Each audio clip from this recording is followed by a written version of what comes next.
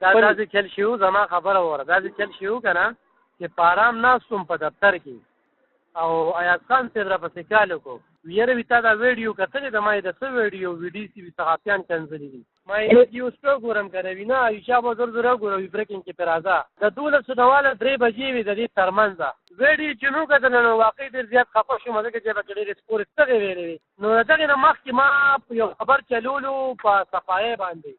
ما هغې کې دا به ښه کلیر ویلو چې یاره ډي سي دفتر چې کله نه چارج اخیستی دی له دفتر نه روته نه وي یاره بس زړه مې ښه سپک کړه په دغه خبر باندې زړه مې ښه سپک کړه خو برېکینګ کې لاړه ویډیو هم چلېده ښه ده باده به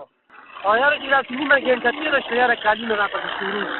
اسلام آباد نه مو د ډي سي دفتر نه مو اسلام آباد دفتر کې څوکونه دي ډي سي بس سړي راپسې کال وکړي شا به ډي سي ته لاړ شه او ډي سي نه موقف راواله د ډي سي نه چې مې انټرویو کړه نو بیا مې رپورټ جوړ کړ چې رپورټ مې ورولېږه نو بیا یې راته کال وکړو یاره دا خبرې ته نه کټ کړو داسې خبرې واچوه اما سره اوریجنل رپورټ اوس هم پروت دی که نه نو دا خبره چې کوم دی دا بریکر به و دا لا په اج او په بل چینل نو چلېدلې دا لومبنۍ ما چلولې ما د سره لیدلې نو دا دغه ما شکل صرف په تصویرونو کې لیدی که نه زمونږ چینل په یوټیوب نه راځي هغه بیپر ما جوړ کړی دی د کوم سکرپ یې په ما باندې بدل کړی دی هغه رپورټ ما سره شته کوم ما اوریجنل رپورټ لومبني مې پکې ډي سي کنځلې راغستې دي مې ویلي چې صحافیان یې د خپل دفتر نه راویستل سپورې ستغې ورته وي او د کرسۍ نه ورپسې راپاڅېده دغه رپورټ ما سره شته دی او هغه بل چې کوم دی هغه د 12 نواله 3 بجو په میاشت کې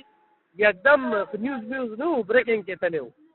तब्दीली के आसार 410 से निकल आए डीसी ने सहाफियों पे बड़ा से निकाल दिया करो अगर देर पबल अंदाज किया गया हो वोट बदेने को मजा 400 दा पारा 400 दा बेखरे दा पारा न देखा ना ला को डीसी नाजायज करेगा ना